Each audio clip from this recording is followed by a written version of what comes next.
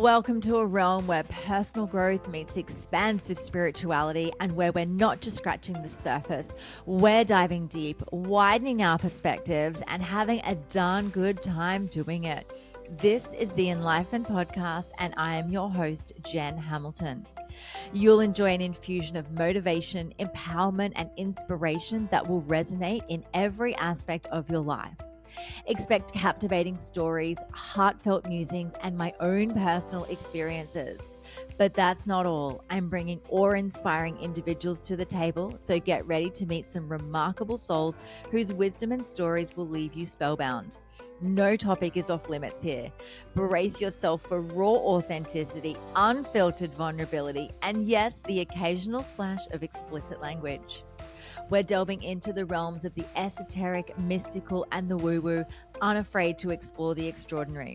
So if you are ready to venture beyond the surface, to explore the depths of your soul, and to awaken the magic of life, if your heart says yes, then hit that play button and let the Enlightenment Podcast guide you on this remarkable expedition.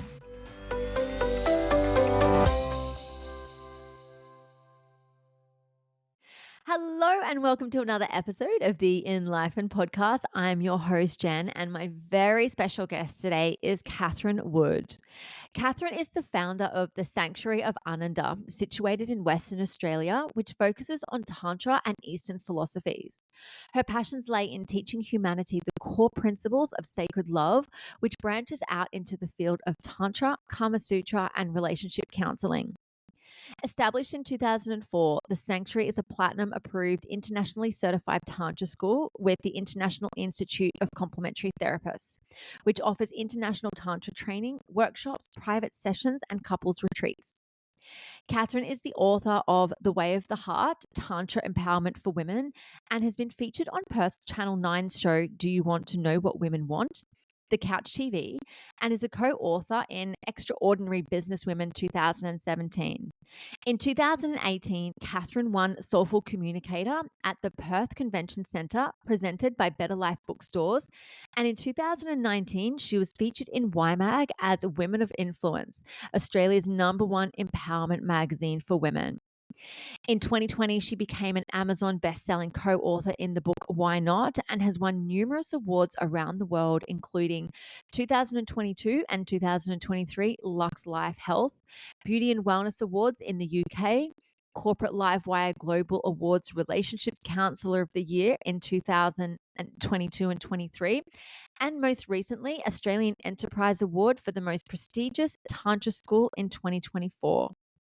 Catherine holds a wealth of experience and knowledge in all areas of Tantra, which spans over 35 years, and has dedicated her life to help others discover the incredible benefits of Tantra. This episode is absolute fire. We dive into some really hot and sexy topics, and it's definitely not safe to be listening to at work or around kids. So just making sure you've got some headphones in or you're on your own.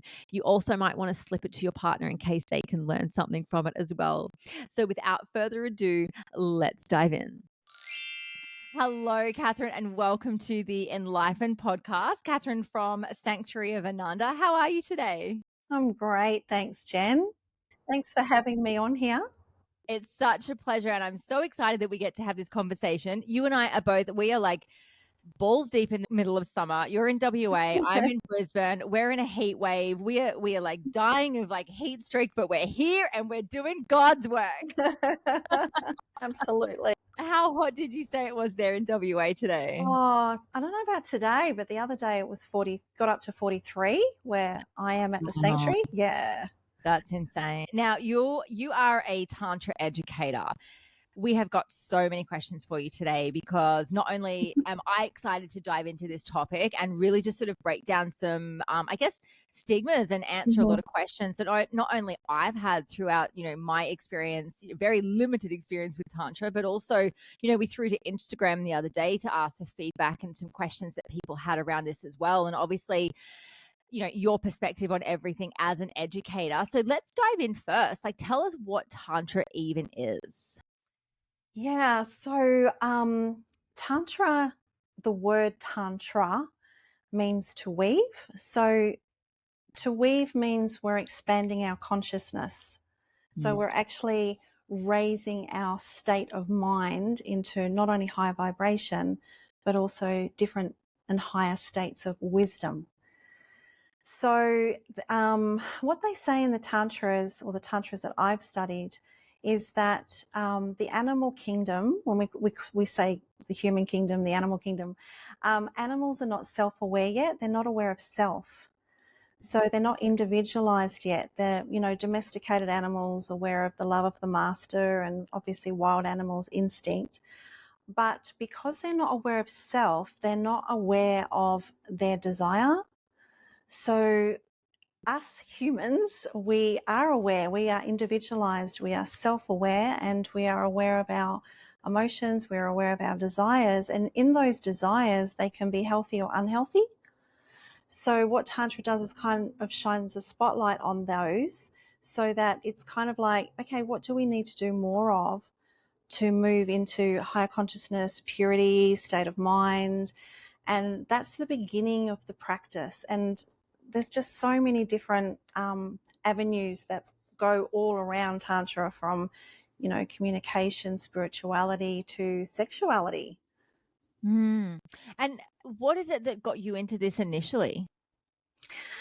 Oh gosh, it's a bit of a story, but I've got time.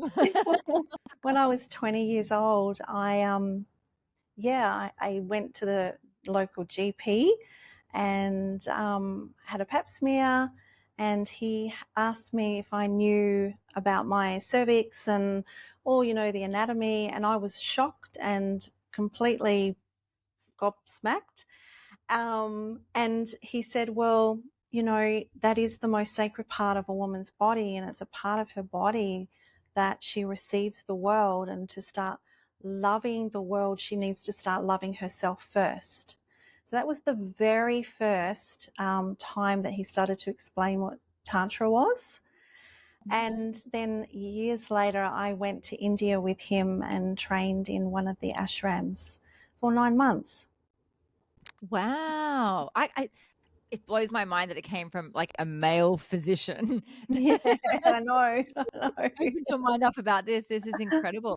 And so where did you even start with this? Like when you went over to India, like what sort of the things that you start to learn about to begin with? Obviously, the philosophy, but you also learn that Tantra is not a religion, it's a way of life. There are many different types of philosophies, Mm. like Hindu and Buddhist Tantra and Tibetan Tantra.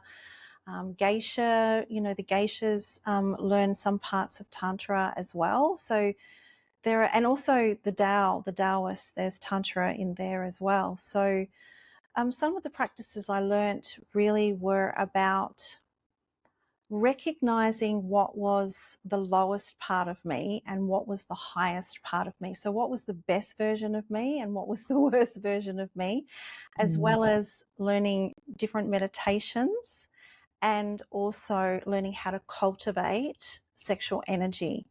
Mhm. So we move the sexual energy through the body, not only for obviously procreation and pleasure, but also for healing and vitality. Mm. Mm. And then there's a lot of and I found this, when we went to Instagram and I asked the question, what do you think Tantra is? And Mm. some people responded like, is it just sex related? Is it Yeah, just, yeah. kinky sex or eye gazing sex or like just really connected sex? Where is it? I mean, obviously it's so much more than, anything to do with Mm, sexuality. mhm. Where did the sexuality side of Tantra really start to come into it? And how did it kind of like muddy the rest of what all of this experience of Tantra is? Mm. Well, there are quite a few different versions, but one of the version that I know of is that the original Tantra was called Vajrayana, and the Vajrayana Tantra is the Buddhist Tantra, and it's like an inner marriage of your divine masculine, divine feminine, Hmm. your higher, your lower, your light, your dark. So there are statues and pictures in the Vajrayana of the Buddha, in a lotus or a Hmm. form, in a statue form, but then there's a human woman sitting on his lap and wrapping her legs around him, and they're embraced. Mm-hmm. And so that symbol, because a lot of Tantra is symbolic, and so that symbol then looked sexual. It looks like they're actually connected sexually. So from there, it branched out into sexuality, and it became a practice or a discipline, a spiritual practice that, unlike most practices in the world, it actually included pleasure and sexuality. Yeah. Mm. Wow. And so when you, as an educator, tell us about the work that you do to educate, or like, is it like, do you run classes? Do you run courses, programs? Tell us about those. Yeah. So most of my work is one-on-one, Mm-hmm. and people come for all different reasons. And I also do couples sessions as well. I do couples retreats, which are 2-day weekend retreats, and I do 1-day couples sensual massage workshops. So they learn how to massage each other in Tantra. And I also do internationally certified Tantra training. So I teach those as well, which have been certified worldwide. And with the one-on-ones, someone might come and talk for an hour and a half about, say a lady, and she can't achieve G-spot orgasm, or she doesn't feel connected to her partner, or, there's lots of different reasons. That the theme, though, ultimately is around relationships, whether it's relationship with another or yourself. Yeah. Yeah. And what is it like? I really want to dive into, I guess, the masculine and the feminine of this. Mm-hmm. Let's start with the feminine, actually. So when a woman comes to you and she's feeling really called to explore Tantra, on her own, perhaps, what is it that, like, what state is she in? Is she disconnected from self, disconnected from her body? What sort of state does she have to be in to be like, I need Kathy's support here? It doesn't matter. Whatever she needs, I will be able to offer her, the specific tantric practices and the information as well, because I believe that in Tantra, the practices are not enough to actually really heal. Like, we also need to understand why things are happening, to what purpose does this serve. So there are a lot of books and a lot of people teach Tantra, but they can, even though the practices are all beautiful and divine and they serve a purpose, for some people they're not actually relevant, and for other people they may actually not be good for them. So I kind of work out, through doing this for such a long time, what is most possible for that person to be able to get the most out of Tantra, what is possible for them. Mm. And what is it at the end of the day, like once they've come to work with you, from where they're at, where is it that you take them? I guess, what is I wouldn't say the end goal, because I mean, it's all evolutionary, right? We're all evolving. Mm. Where do they sort of somewhat end up to be like, okay, I get it now? Yeah, look, I use an analogy when I do all my teachings, and I'll share it with everybody today, because for me it was a game changer, and it gives people hope, and it gives people, like I said, when we understand something, we're halfway healed. Yeah. So the analogy that I use is, imagine a mountain somewhere in the world. We don't even have to know where it is, or, look it up, or if visited it. It's symbolic and it's a metaphor. And then at the top of the mountain is our own individual our own individual temple. So that could be, anything from a gazebo to a temple in Greece, whatever we, want to create with our state of mind. And some people just have beautiful gardens and a hammock. And down the bottom of the mountain is what I call the village in the mud. So the village in the mud is the place that we go to, when we're in our triggers and our wounds and our biases and our shadows. There's so many different terms that people use, especially in the New Age. And so when we can understand that some days we'll be in the village, and we learn tantric techniques to be able to get ourselves out of the village, And we might spend a whole month halfway up that mountain. But then when we go to do our tantric practices, because it is a state of mind, it's higher states of consciousness, we can then actually go to our own temple on the mountain. And we might be there for a week, but then a trigger comes along and we're back down in that village in the mud, and we are reacting to an emotional response for something that we've actually are still working on in this lifetime. Wow, I If that really, makes really like that sense. analogy. Yes, yes, it makes a lot of sense. I love that analogy. I love, Mm. the temple and, the village in the mud, because it gives us a really good, understanding and a visual to how we get there. Can you Mm. tell us some of the, I guess, the principles of Tantra how many principles are there? So one of the principles is know thyself. Mhm. So they say that if we don't really know ourselves and we're not working on ourselves, if we're not actually looking at what is in that village in the mud, we're just going to be playing out the same patterns or imprints or addictions or whatever we call it.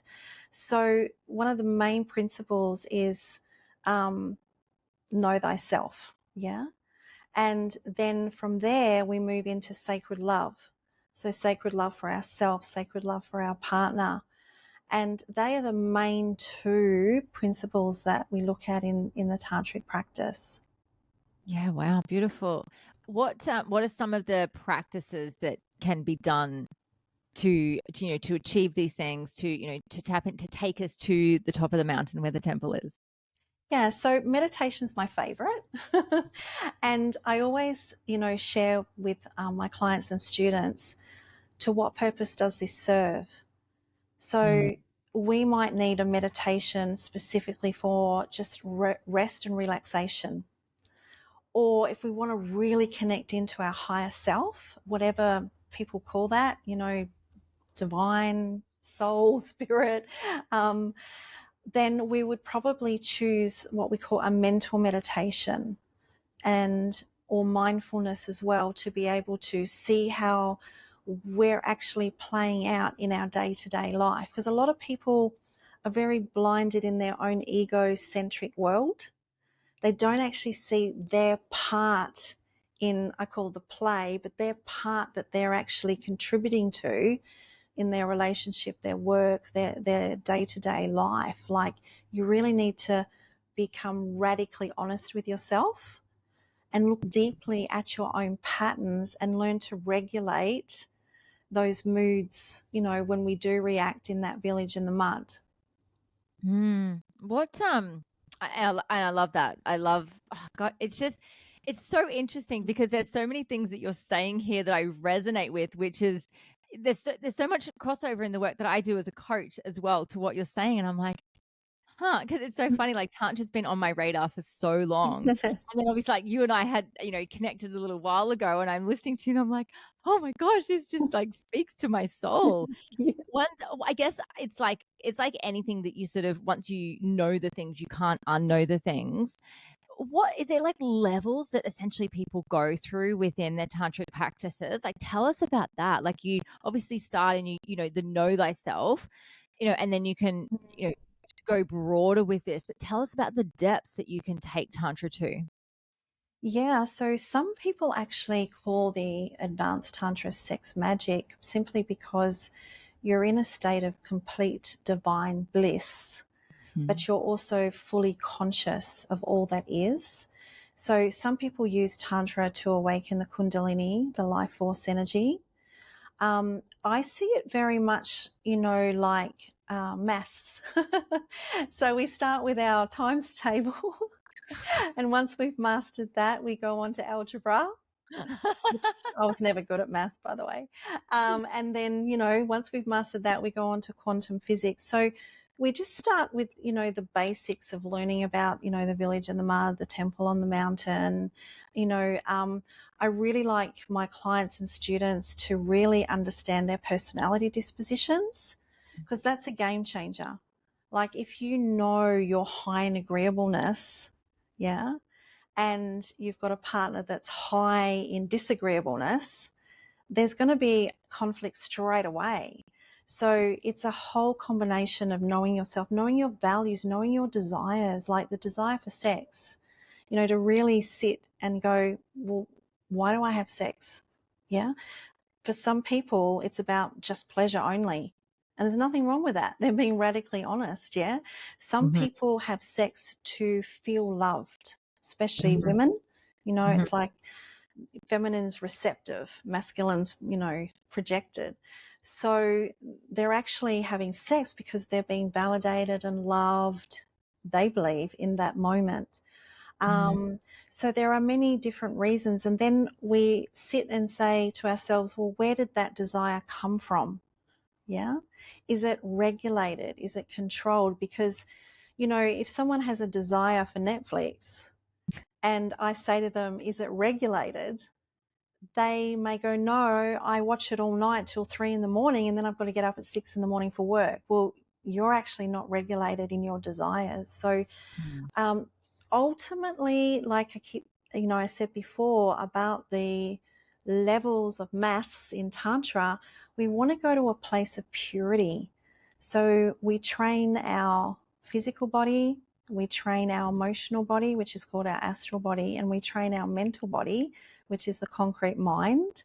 And then from there, we use techniques and different breathing practices and meditation to be able to purify our energy center, to take sex from procreation, yeah, like the animals just have sex for procreation, um, through pleasure, but then up to a higher intent. And that intent is wisdom. mhm, So it's some people call it the divine marriage of masculine feminine, when you're in that unity with all that is, that mhm, beautiful sacred love, that unconditional love. Because a lot of people know the emotional love, but they don't know unconditional love. And mm. unconditional love is something that comes from our higher self. And I'm just going to call it soul, but everyone's got a different version Yeah, of it. It yeah. doesn't matter what you think it is, but the more soul contact we have, the more not only wisdom we have, but we also have that expression for unconditional love. Mhm. It's incredible, isn't it? I understand the concept of it's almost like a sexual awakening, isn't it? When Mm-hmm. you Mm-hmm. understand it and you're so present with it and you're so connected with it, whether it's Mm-hmm. solo or whether it's, with a partner. Mm. Do you find that, like, what's happening in society that essentially we're so disconnected from our bodies and from our soul and from our desires? How did we get here? Like, I've seen it in my own life. I see it in so many people that I've connected with and with clients. We're just so disconnected. How did we get here? Yeah, look, it's a great question. When, if we can think of that temple on the mountain, village in the mud, higher self as soul, village in the mud as personality. And the personality over eons of time, whether we believe in reincarnation or not, I mean, obviously something's going on because humanity's been around for a long time, long, long, long time. That personality nature becomes quite crystallized. So when it becomes crystallized, what happens is a person will become more centered on their ego selfish needs, and that also includes sexuality. And I don't, I think there's obviously a lot of universities in the world where, they teach you different skills to, move through to, a career, but there really aren't, to my knowledge, any universities that teach soul, that teach the higher consciousness, how to move from the lower to the higher. And I think that we're just in a very selfish, self-centered time where people are very fixated, not everybody, of course, but most people are very fixated on themselves. Yeah.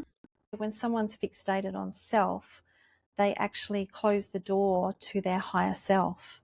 So their Mm, higher self is what is actually their soul purpose. Yeah. And Mm. the higher self knows unconditional love, but the personality only knows emotional love. Yeah, love you today, hate you tomorrow. Yeah. So, Yeah. I only started, I guess, really sort of deeply comprehending this. I'm sure it was like after I started working with plant medicine, like beautiful grandmother spirit, mm, that really sort of woke me up. And, at the time I was in a partnership and I was able to explore those parts, but I felt embodied in it. I felt open. I felt connected to my soul, but I also felt that my partner wasn't there at the time. mm, And in so many ways, like it was a beautiful, nourishing relationship. I've got nothing bad to say about the man or the relationship. We were just, not aligned in a lot of ways. And I hear it so often from women that women are doing the work in inverted commas. We're the ones that are exploring this. We're the ones, that are open to having the conversations or feeling connected to soul, whereas the beautiful logical mind of the masculine is perhaps kind of like, yeah, it's a crock of shit, mm. or just not even open to receiving that. Tell us about what you're seeing. Are there more men coming through this space? Is there women coming? I really want to have my partner understand where I'm coming from with this. Like, what are you seeing in the dynamics of the masculine and the feminine? Yeah, I see different dynamics in, say, couples retreats. And most of the time, the women have brought their men along, and the men have no idea what they're walking into. They think they have to get naked. And you can see their face, like they're just like, what am I walking into here? And I always do a little joke after we, formally started going, okay, we take our clothes off now. I'd be like, okay. But no, we don't. Not in the couples retreat. That's the couples massage workshops. Um, but yeah, look, I don't. I think women, are really looking for connection, and men think they're looking for love and acceptance, but what they're really looking for is to feel like capable and appreciated and honored. And in the Tantras, we teach that a woman desires to be cherished and a man desires to be appreciated and honored. And of course, we can change those, in a couple's relationship to add more qualities. But I Mm, believe they're the sacred ingredients. When we can understand them, then we can actually create that beautiful unity. And like I said, women are more connected. Their positive sexual center, or what we call a yin center, is the heart, and the mm, breasts are either side. So this is like the yang center in Tantra. So women penetrate the world with their breasts, but we call the vagina a yoni, which mm, means sacred space, source, and it's like the entrance to the temple. But the yoni is yin. It's cool because biologically women don't need to orgasm to conceive.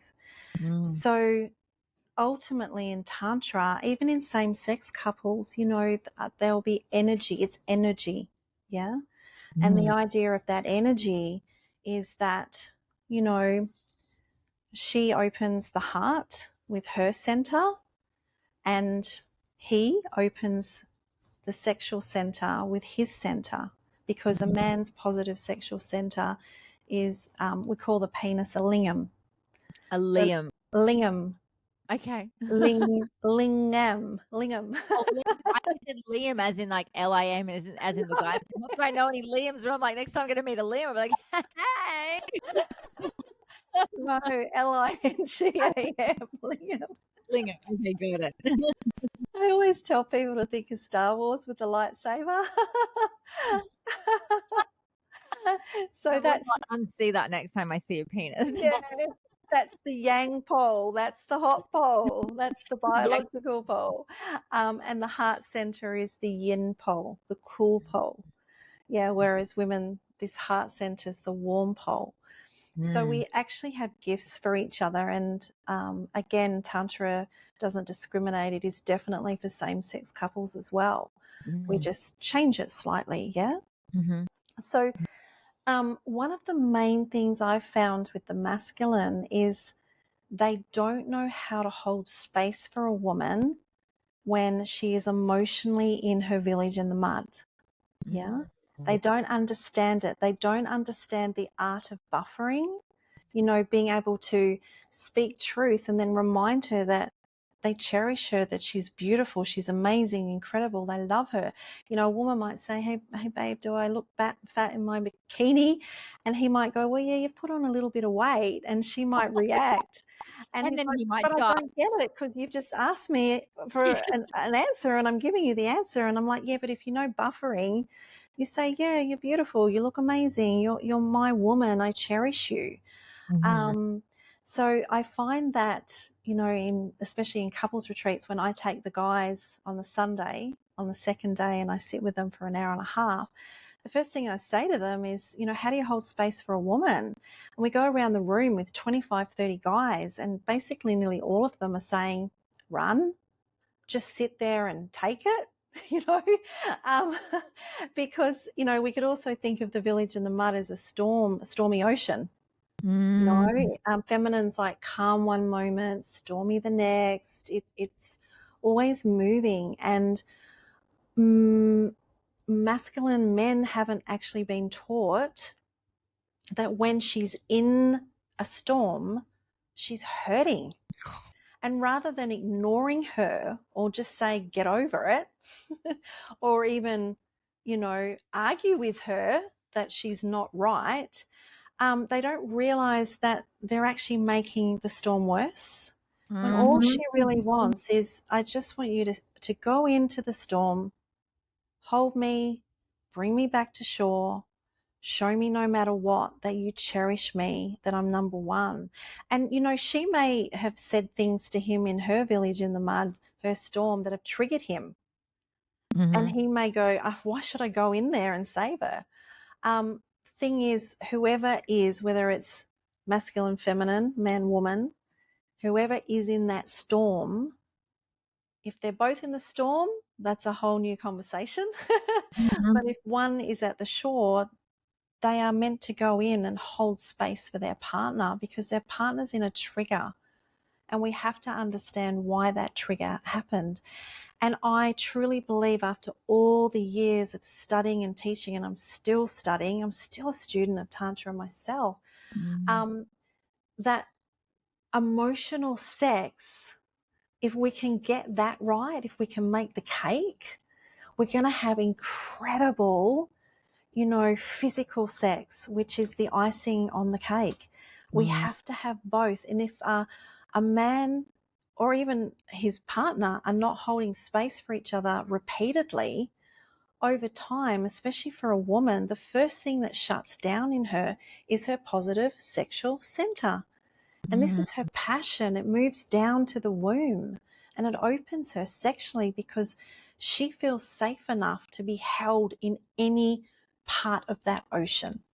Mhm. But if a man's like, no, I just want you in the shallow end, I just like you when you're calm, Mm. that's again going to cause problems. And I also see men, you know, and this is kind of played out unconsciously, but it's conscious at the same time. But at the same time, I have to mention to them, this is what you're doing. And they're like, oh, yeah, I knew I was doing it, but I didn't realize the impact it was having. But when she's in the storm, treading water in that ocean with no boat, life raft, island, he either turns and pretends he can't see her or he just watches her. Mhm. And she's really screaming energetically, can you just be there for me? Because Mhm. feminine's more emotional anyway. So when we're in our village in the mud, that's not who we are. Mm. These are all scars and imprints that have been printed on us by life's experience. And one of the major ones is trauma. Mhm. And if couples and individuals can actually go back to sacred love and seeing the best in that temple on the mountain, they can grow those qualities into their life and their relationship. Because a village Mhm. is always going to be there. It's how we get out of it. Yeah, that's it. Yeah, it's true, isn't it? And gosh, there's so much to say here. Like in my own personal experience, in my previous relationship, I would be in the storm, I would be, in the mud, and I would be so activated in it. And I think that there was almost, and I've spoken to other coaches about this or other facilitators, that there's this almost this expectation that if you're in the field, whether it's psychology, coaching, psychotherapy, whatever it is, that you got your shit together and you know how to get your shit together quickly. And that might be all well and good for some instances, but sometimes we are just so deep in the mud, we can't just get our way out of it. Like we have to go through it. There, like you said, there's triggers, there's traumas, there's activations, there's all these things happening, and it's all part of the human experiences as well.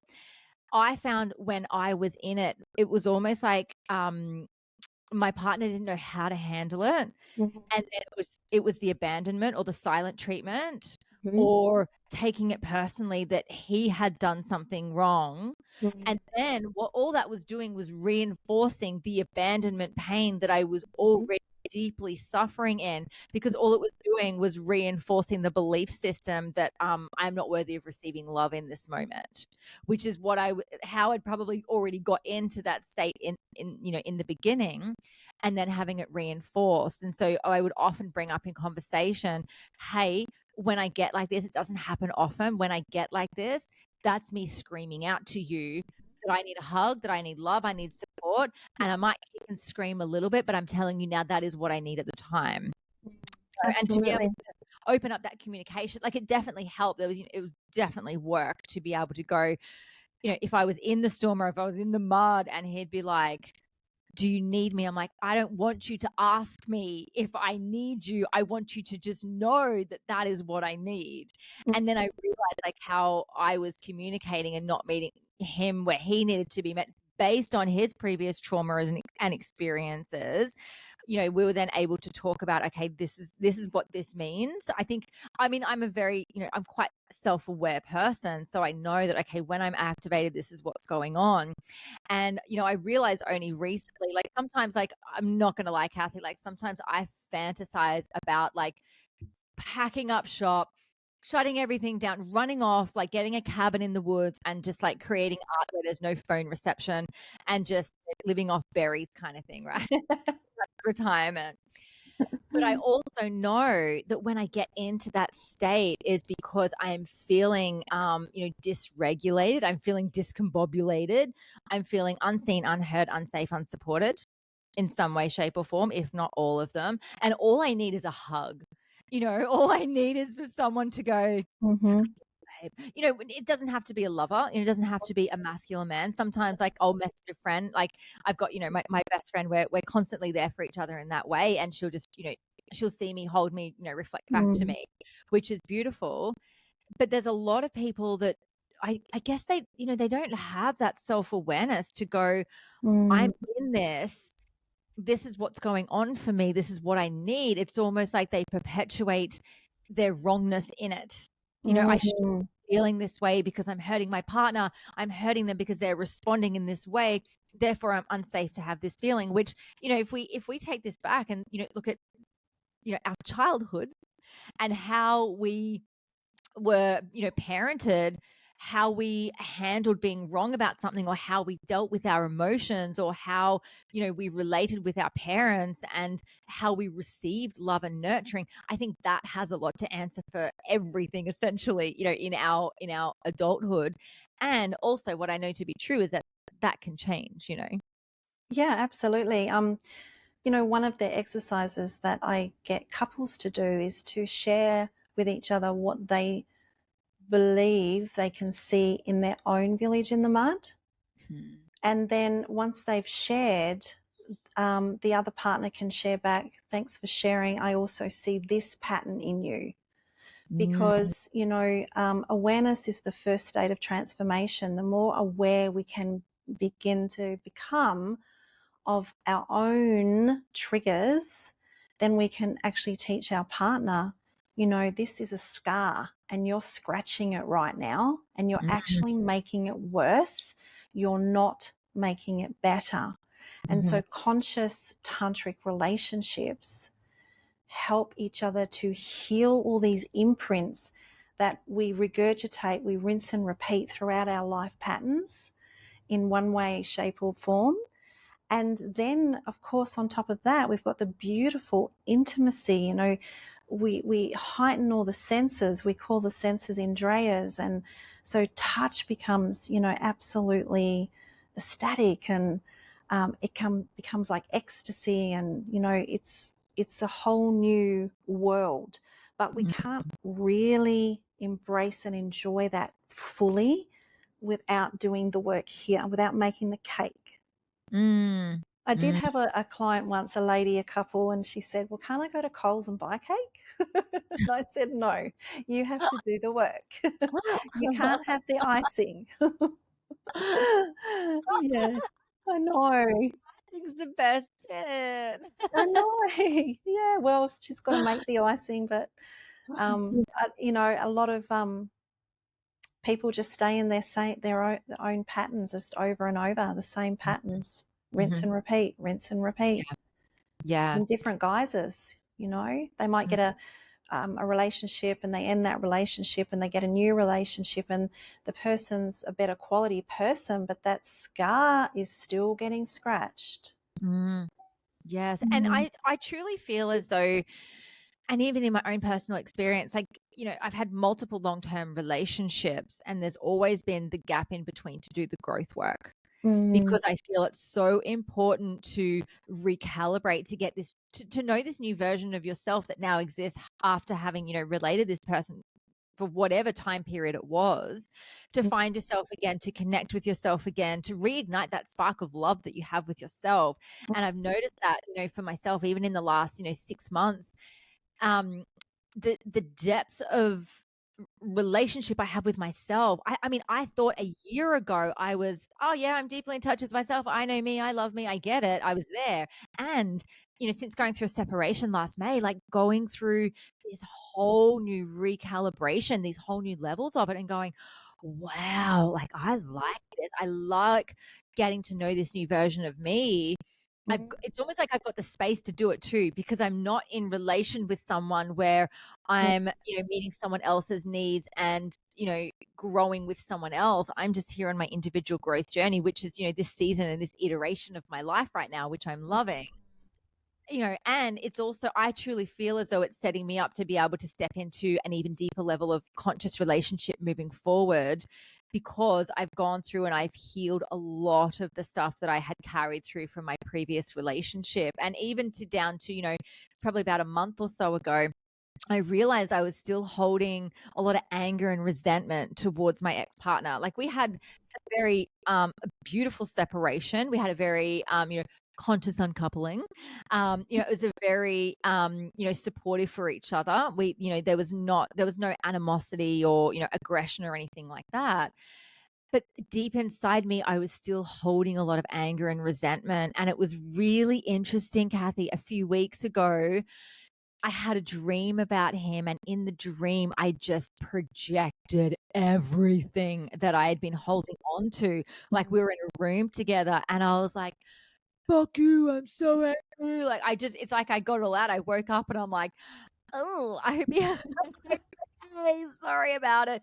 And it's funny because I saw him last weekend and I mentioned this to him. I said, "Hey, look, you know, I had this dream. I feel like I've moved through a lot." And he was like, "That's interesting. I went through a phase of not being able to sleep there for a little while." I'm like, "Oh, sorry." And look, we had done, you know, a closing ceremony of our relationship. We really focused on, you know, cutting off those ties, you know, ending our soul contract that we had. We knew that we had journeyed through lives together before. You know, we had sat medicine together, and we'd been able to sort of see that, you know, the journey that we were on together. And, you know, when we separated, it was like, okay, we need to close off so that this doesn't keep chasing us into the next lifetime. So it was very beautiful. And it was also, there was a lot of trauma that I was holding on to that I didn't even know was there until, you know, months and months and months later.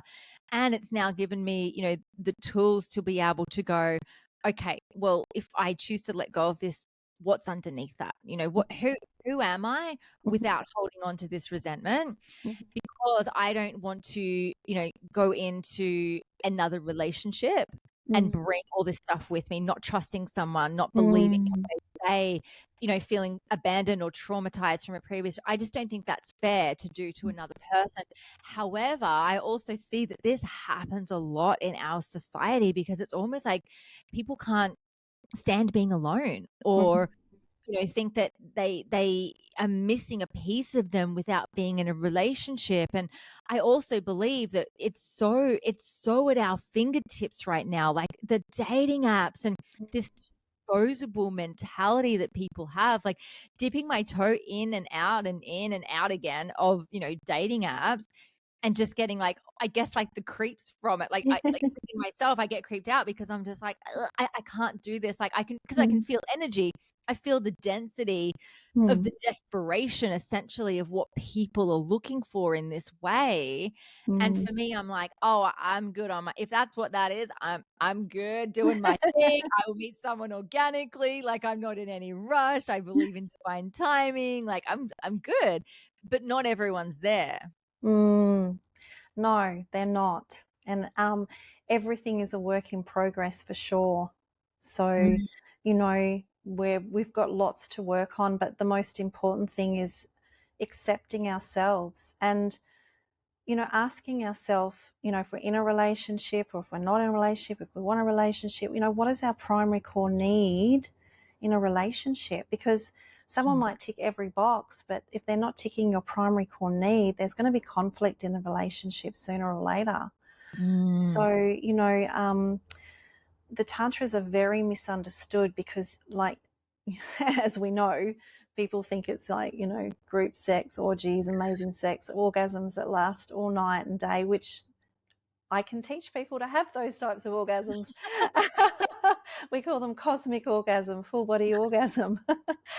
Oh, um, but at the end of the day, there's still a lot of work, that we become conscious and willing to work on ourselves, but we also accept where we are, you mm, know, like, mhm. we're all trying to do the best we can. Yeah, yeah, And, at the end of the day, if I can just give people some tools and techniques and help guide them on the tantric path. And mm, I guess my main passion is to show people what tantra is and what it's not, yeah. you know. And it always amazes me, the stigma around it and the reaction around tantra. I was flying back from Melbourne. I did some workshops in Melbourne about 10 years ago, and there was a lot of turbulence on this nighttime flight, and I was quite nervous back then flying. And um, one of the male stewards, he went and got me a cup of tea, and yeah, he talked to me for a while. Myself and my girlfriend were at the back of the plane, and yeah, later on I went down the back just to ask for another cup of tea, and the curtain was, shut, and they said, "Come in, come in, come in." And I said, "Oh, I don't want to, interrupt you." They're all having their dinner, all the Mm, hostesses and a couple of guys there and that. And he said, "Come and take a seat with us. I'll make you a cup of tea. How you feeling? Are you still nervous?" And I'm like, "Oh no, I know we're, nearly home." And he said, if you're nervous flying, what did you do in Melbourne? Why did you fly? And I went, "Oh, I did some Tantra workshops." And he goes, "What's Tantra?" And I said, "Oh, Kama Sutra, sacred sexuality." And he's like, "Really?" And then for the next hour and a half, I was giving them Tantra lessons. And every time a passenger rang the bell to get a drink, they would fight amongst each other who was going to go and serve them because they didn't want to leave the Tantra class at the back of the plane. And when we landed, he came up to us and told us that Lisa and I had to get off the plane last. mm, And we were looking at each other going, "What have we done wrong? What's going on? Why do we have to get off the plane?" The whole plane was empty. And he said, "Oh, now you can come forward. The pilot and co-pilot want to meet you." And it's a true story. And, I went into the cockpit and I sat in the pilot's seat. He had his, you know, pilot's hat on me, and Lisa's taking photos, and he's going, "So tell me about Tantra. I hear that you're a Tantra teacher." And we had a little chat. And of course, eventually we got off the plane, and Lisa and myself, our families were waiting for us, and they thought we'd missed the plane or something had gone wrong. And I went, "Oh, I'm sorry, the pilot wanted to know about Tantra." And my husband at the time said, "Of course," because this sort of thing goes on all the time for me. Mhm. Mhm. That's a really cool story. I love that. I love that. Yeah. And it's good that, people are curious about it, because yes, there are stigmas about it. Mm, Some of the responses that I got through on Instagram, when I threw to Instagram to ask, what is it that you think you know about Tantra and what is it that you want to know? And it was all about, kinky sex group, orgies and mm. that kind of stuff, which, I mean, is that anything to do with it? Is group, sexual exploration, is that actually part of it, or is that just part of a stigma? Well, it is part of it, but it's the times tables. Got you. So, Okay. So nowhere you near know, quantum science. there's nothing wrong. People are at where they're at, but Yeah. we are supposed to grow. We are Mhm. supposed to evolve. So if, 5, 10 years, people are still doing group sex, it means they're still doing their times table. And whilst they may enjoy that, they're actually missing out on so much more. And that's what Tantra offers. So, Mhm. yeah, we all start somewhere. And if group sex is something that, people want to engage in, well, then that's where they're going to start. And that's totally relevant for where they're at. Mhm. Yeah. And Mhm. then as we start growing and learning, we shift from algebra to quantum physics. And then we actually become orgasmically hungry for knowledge, for wisdom, Yes. more Yes. than just a body orgasm, you know? Yes. I can Yes. sit in front of my tantric teacher slash esoteric master for 3 hours and just, I'm thirsty for the knowledge of the universe and how things tick and why we are what we are, Yeah. more than just having an orgasm, you know? Yeah. So Yeah. everyone's at where they're at, and it's okay. And Mhm. that's why when I do teach, there's no judgment. Like I Mhm. said, I could sit for an hour and a half and teach someone where their G spot is and how their partner can stimulate them or she can stimulate herself. I Mhm. can teach men techniques. I get a lot of men come through that have premature ejaculation, PE, erectile dysfunction, ED. That's very, very, very common, very common. And there's so many reasons for that. And I'm quite comfortable being where they're at Yeah. because that's where they're at. Yeah. And Yep. yeah, everybody's ready for different things. And so that's what I offer. Beautiful. I'm really curious. Is there from a tantric perspective, is there anything that is for or against or null and void towards monogamy and polyamory? Yeah, it's a great question, Jen. Again, if if someone's in that place of polyamory, it's something that they need to explore for whatever reason. And if they find, a great tantric teacher that can help them explore, to what purpose does this serve? Why are you doing this? Because I actually do know of men and women that engage in that, but the underlying reason is they're running away from who they are and they want to be validated. They don't want to settle down with one person because they don't want to get hurt. That's Mm, the ultimate core. So if they're free in their sexuality, um, then they feel safe in that space. Yeah. I mean, mhm, ultimately, monogamy, there is a beautiful temple in India called Khajuraho, and there are explicit carvings, and I mean explicit carvings of group sex, sex with animals, like it's oh, right gee. out there. It's incredible. Um, and it's called Khajuraho. And but if you keep walking to the top of the temple, you'll see a man and a woman in a statue. Because remember, I said Tantra is very symbolic. Mhm, And in Hindu Tantra, we call this Shiva Shakti. mhm, So Shiva the god, Shakti the goddess, and they're embraced as one. And that's the ultimate journey. But a lot of people have to start at the base of the temple and they don't even look up and see Shiva Shakti. It doesn't even interest them because they're mhm, still playing out what they need to hear. And it might be things from, it could be anything from,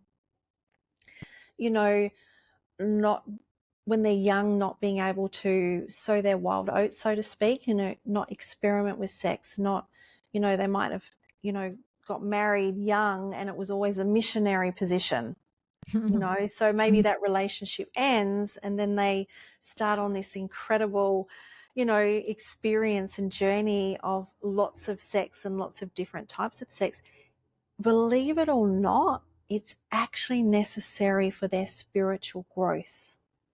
Yeah. It only becomes a problem when they stay there and they crystallize there. Yeah. Because we're meant to keep moving upwards. So yeah, there's so many different reasons why people choose, polyamory and monogamy. And again, it's exactly where people are at. Yeah. What happens if, a couple's in, a long-term marriage, 15 to 20 years, for example, and then they want to start to explore poly? Because, obviously, things break down in relationships. We all know that nothing's perfect, especially after being with one person for such a long period of time.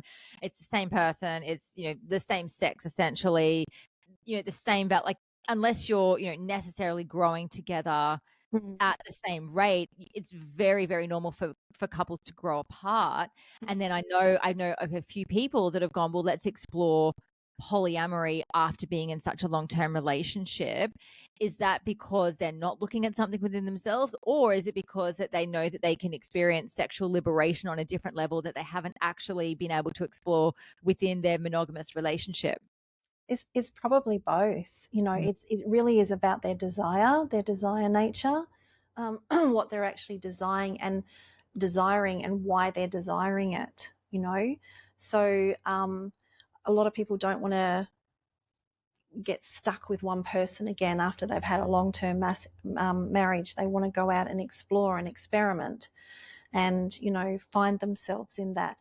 But again, because one size doesn't fit all, in Tantra there's millions of shades of grey, it could be an avoidant, an avoidant of, well, I don't want to actually open my heart again because I just got my heart, smashed or closed down. So I'm safe. So they convince themselves they're in a safe space, but they're actually not really being truly authentic to who they actually are.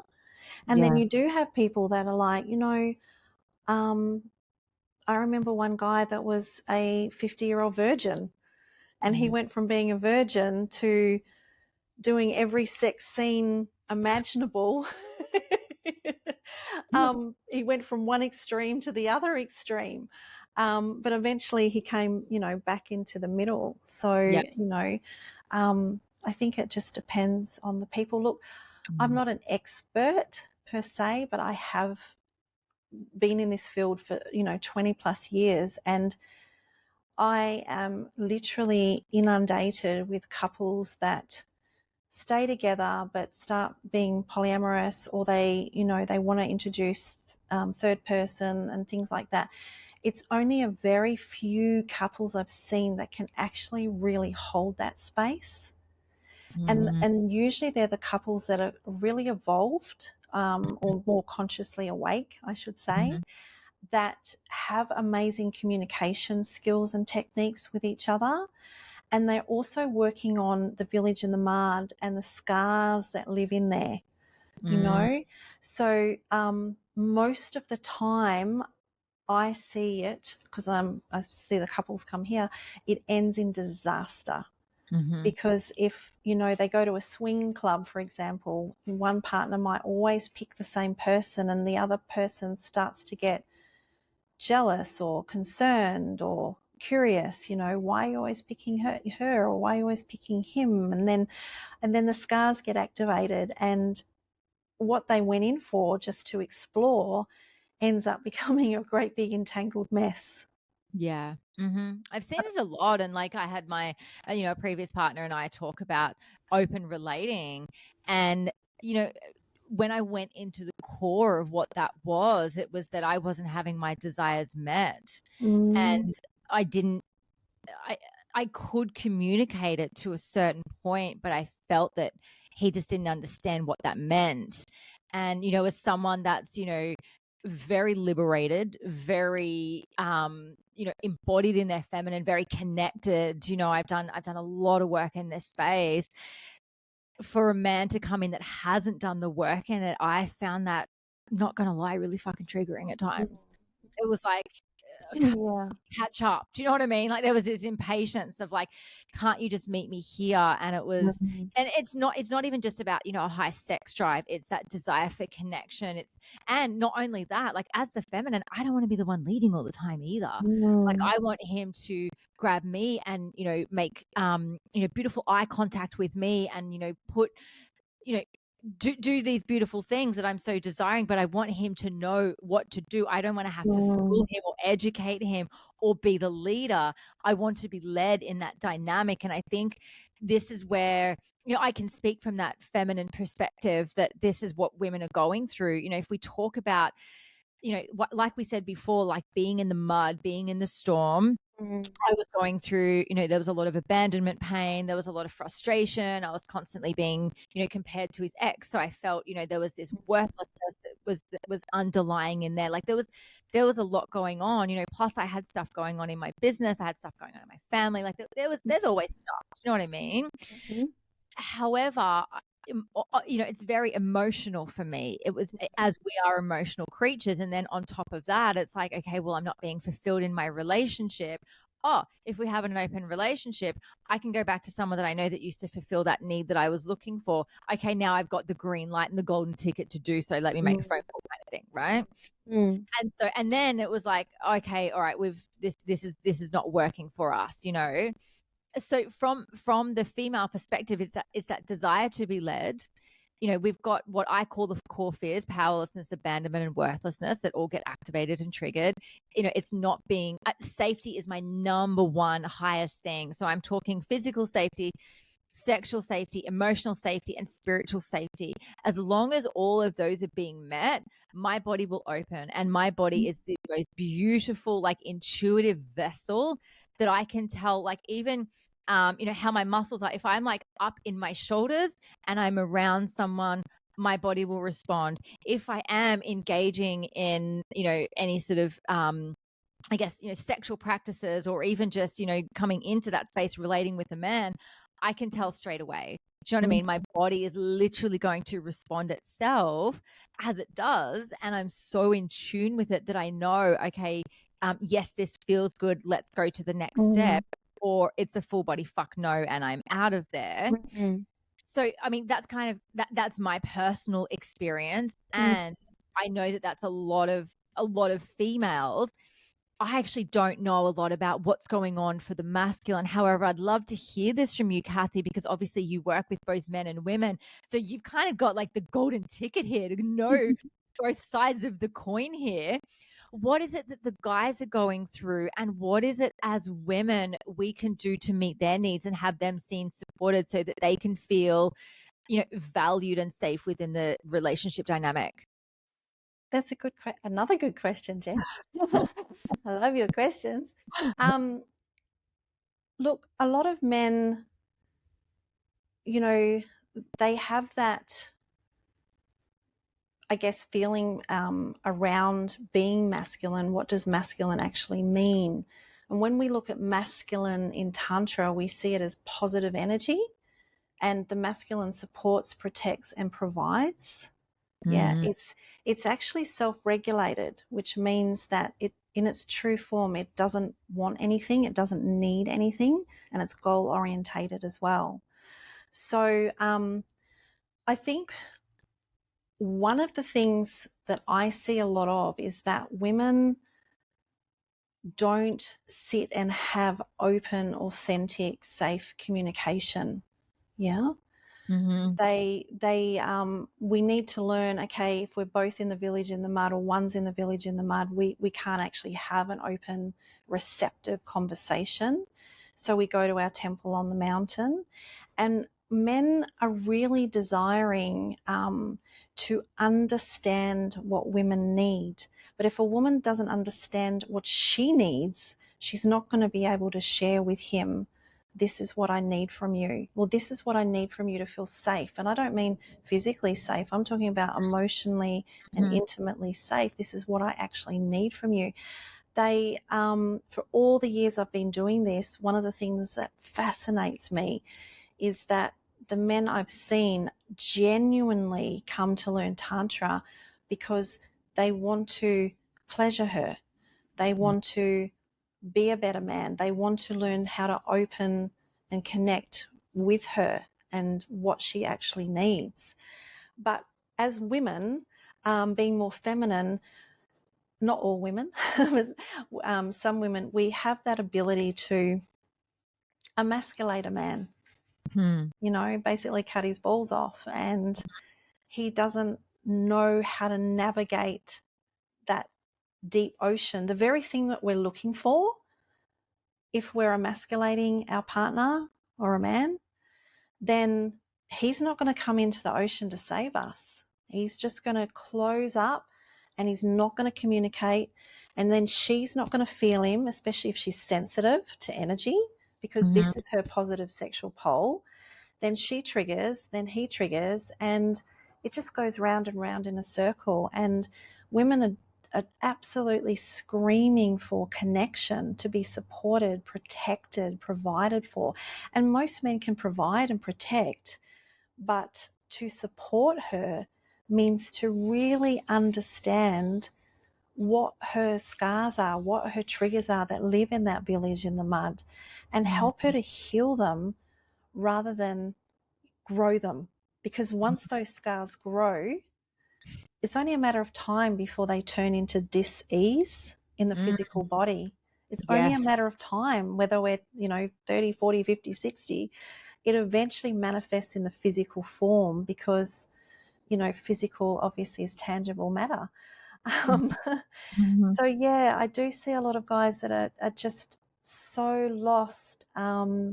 And of course, biologically speaking, women don't need to orgasm, and especially if she's going through menopause or she's not interested, or maybe he's not holding space for her when she's in her Kali in that storm in the ocean. So she shuts down sexually. Mhm. So I see a lot of men that are shut down sexually. And Mhm. Tantra teaches the two biggest cancers in the world are prostate cancer and breast cancer, which are both positive sexual centers in the Tantras. Yeah. Mhm. It makes so much sense, doesn't it? That we Mm. yeah, that what we're seeing as, because I am a huge fan of metaphysical anatomy. Like, I absolutely froth over it because we can understand so much about ourselves through how things show up in our body. It's absolutely fascinating. I just want to circle back to one thing, Kathy, around, Mm. because obviously, like, safety is such a big thing for a woman, to be safe in every area. Do men need not necessarily the level of safety, but do they feel as though they can, if they're, seen, valued and supported and acknowledged, is that their version of safety, or is there another version of safety that they need to be provided with? Um, Capable, appreciating, and honoring. Mm, So if they know that they're feeling inside themselves as a man that they're capable, mm, that they're appreciated, that they're mhm, honored, then it's going to be easier for him to cherish her, which she desperately needs. But there's Tantra talks a lot about the word glamour. Glamour is a false belief that our personality, our lower nature believes is a truth. So it's mm, actually not real, but we believe it's real. mhm, So there's a glamour in the new age that men have to be a certain way. They have to be a warrior for a woman. They have to be constantly, there to go in the ocean, and they have to be constantly doing this and this and this and this and this. But they're still a human being, just like a woman. yeah. So they're still going to go into their stuff. And if a Mm, woman can sit in the wisdom of her Shakti, her goddess self, she can actually sit and have an honest conversation with him in a place of the heart, which is her power. And mm, he'll be receptive to that and he'll be open to that, especially if she uses buffering techniques as well. Yeah. mm. Mm. Because if he is, emotionally hurting her or he's not supporting her, there's something in him that he's missing. And if she can help him identify what that is, then the next step is working on it. Yeah. Mm. I was in a relationship once where my partner would lie to me, which is just devastating. Mm. And the Kali, the stormy part of me just wanted out. I'm done. You've lied, done. And Mhm. he would get so upset and say, I'm so sorry. I'm so sorry. I'll never do this again. I don't want to lose you. You're the best thing that I've ever, found in my life, da, da, da, da, da. And in the wisdom of Shakti, I said, you will do this again. You will, Mm. because it's a deeply ingrained pattern that I see from you. So we're Mhm. going to sit and we're going to unpack this. Yeah. Where do you think it's come from? And the personality part of me, the storm part of me, wanted to literally rip his head off. I wanted Mhm. to rip his head off. I wanted to emasculate him. I wanted to scream at him. But then as a woman, I am increasing that scar that he's already wounded by. And long story short, when he was a little boy and he had siblings, his mother would blame him for everything that went wrong with the Mhm. siblings. So he learnt to lie because Mm. lying was safer than telling the truth. Mhm. So if he lies to me and I scream and lose the plot and go into that storm, or Tantra calls Kali, the black goddess, the dark Mhm. goddess, I'm just adding to that trauma. Yeah. Yeah. So I had to learn to run along the beach, scream, and into a pillow. I had to learn to regulate the emotions and anger and sadness and frustration I felt towards him for doing it to me. But I know it wasn't a personal thing he was doing to me. Mhm.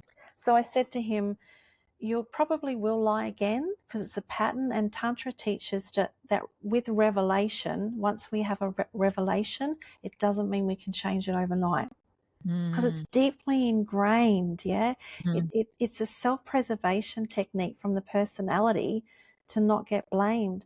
So I said, when you lie, come to me.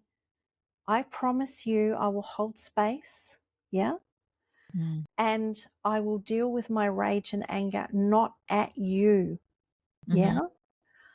And that's exactly what I did. But I also had boundaries. And the boundary was, if you're unfaithful, we're done. There's Yeah. That's it. That's my bar. But Yeah. everything else we can work through. Yeah. Mhm. And so he did come to me and he did lie, I think, twice or three times after that. And then the pattern healed and never did it again. And, Mm. we were able to really, really open and communicate in a safe space that he said was actually fresh air for him. Yeah. Yeah. There's nothing quite like feeling so safe and supported and seen and held and loved, even through the shadows. It's all well and good Mm, to be there when it feels good, and it's all well and good to connect with someone, and it's all fucking rainbows and butterflies, and like, the sex is good and the physical attraction's there, and you just go and do nice things. But it's when you're down in the pits of it all, to meet each other there and to say, like, I've got you, I'll meet you there. What can I do to support you? This is my boundary. This is only so much that I can mm, take of the behavior. mhm, Other than that, what can I do to support you? And it's such a journey, I believe, to get there. And when you get there, it's like, oh wow, this is refreshing, like you said, that breath of fresh air. Like, it's almost mm, like, I've been caged for so long, and I'm out of that cage, and I can finally, or I've been pushed underwater for so long that I thought I was drowning, and now I can breathe. mm, mm, To have that, in a relationship is really beautiful. And I think, mm, if anything, that is the reason to start the journey, or to get curious about, what Tantra can mean in your own life. And mm, Kathy, I'd love to hear from you. I mean, obviously, we'll link to everything that you have available, mhm, through your work in your show notes, and obviously to, Sanctuary of Ananda, and also, the retreats and everything you do. Where should people start though? Do you have, any books or resources, or can you point people in the right direction that are like, "Yep, I'm on board. Let's go. Let's do this." Where do we even start with that? Yeah. So I probably would recommend that. Of course, there's a lot of books out there, but it just depends on the teacher and the teacher's values and experience and knowledge of Tantra. But what I offer is private sessions, Zoom, phone, in person. Mhm. And I'm more than happy. I always, chat with people on the phone first to see where's a good fit for them. What can they start with? Because some people go straight into learning module 1 and 2. And Mhm. module 1 is separate online, and it's the foundation of Tantra, including incredible practices like breast massage and womb meditation and the famous jade egg, and for men, testicular breathing, and all these incredible practices to cultivate sexual energy, but also the journey of know thyself. And then Mm. module 2 is the tantric Anmo massage, which is mind blowing, just mind blowing. So some people go straight there. Some people just ring me and say, "What should I do?" And you know, um, I can also recommend books that Mhm. I have personally chosen Mhm. that I believe are as authentic as you're going to get. So Beautiful, and I'm we might happy to, pop those in the show notes actually, yeah, so that people can have a look into those and either, jump on Audible to listen to it or, grab a copy online. So, yeah, yeah, absolutely. beautiful. And so, like I said, we'll link to your website and everything in the show notes. You've recently won an award. Tell us about that. Yes, just last week, I was nominated and I won this award, the Australian Enterprise Award for the most prestigious Tantra school in 2024. Congratulations. Yeah, so epic. So really, really happy to receive that award. Yeah, Yeah. beautiful. I'd love to hear, before we wrap this up, a couple of more things. I'd love to hear a bit of a short snippet. What is your personal relationship like with your partner now that you understand Tantra? He understands Tantra. Like, how is this relationship different to any other relationship that you've had before? We are committed to spending time together. Mm, So we get so busy, whether we've got kids or not kids, but the two of us, we have made a pact that we are going to make that couple's time. And that mm, couple's time is to explore the tantras, to get a massage. Life's just too busy, and we get in our comfort zones. We also have really clear, open, loving communication. So there are things that annoy ourselves about it. Well, annoy each other. We mhm, annoy each other about ourselves. So we talk about them, and we talk about them in a place that is receptive. So out of the village in the mud. We've never had a village in the mud moment. mm, We're very compatible, and we've also worked really hard on understanding what each other needs from our wounds, from our past. So my mm, mum gave me away when I was 3, and I have a wound around validation. So he's mm, really, really good at validating me. mhm. So yeah, it's a game changer, and it's just smooth and harmonious, and we can create a lot of abundance. But we do need to put that time and space into our relationship, because Yeah. if we don't, um, we grow apart, Mm, not mhm. physically but emotionally. Mm. Do you feel that Tantra can bring couples back together and reignite the spark that they once had 5, 10, 15, 20, 50 years ago? Most couples, yes. Mm, There are some rules to that, obviously, that some couples know. Their dispositions are just total opposites. mm, And it's just, they're better off as friends. They're mhm, better off, like you said, unconscious coupling, and I have seen this with a few couples I've worked with. They're not meant to be together. It's too hard. mm, And, once they do an unconscious coupling and they realize this, they become great friends, better than when they were in a relationship. But mm, 8 times out of 10, definitely Tantra will bring couples back together and at Mm, least identify whatever issues they're going through from a really powerful perspective. And that's what we call sacred love. mm. Wow, it's been Mm. such an eye-opening, incredible conversation to have with you today, and I'm so grateful for you joining me. Before we wrap up, Kathy, I have one last question for you. And to you, what is the meaning of life? What is the meaning of life? The first thing that comes to my mind is, consciousness, but learning how to be a better person.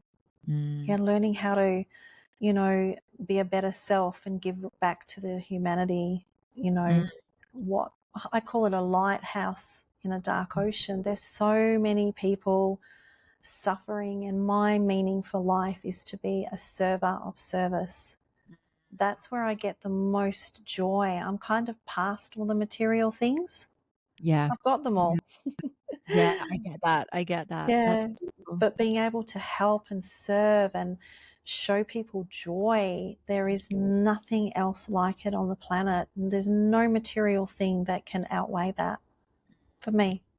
Yeah, I love that so much. Kathy, thank you so much for being on the Enlightened podcast. You're an absolute rock star in this space, and it's been a pleasure to interview you. Thank you so much for having me, Jen. And I've loved our time together, and I hope everybody's enjoyed it and got something from it. Oh gosh, if they haven't got something from it, then I will just be like wildly disappointed in this. I've got so much from it. Yeah, there's definitely so many things to go away and Mm. reflect on definitely after this chat. So thank you so much. Thank you for what you do, Jen. You're a lighthouse in a dark ocean. Oh, I received that. Thank you. Thank you so much for joining me for this episode. I hope you love the Enlightened podcast, and the biggest compliment you can give me is subscribing to this podcast, sharing it, and leaving a rating and review. Feel free to follow me on Instagram. My handle is @JenHamiltonOfficial, and the podcast handle is enlightened_podcast. You can also find the video version on YouTube on my channel. Just search Enlightened and don't forget to hit subscribe. Have a beautiful day and enjoy living the enlightened journey of life.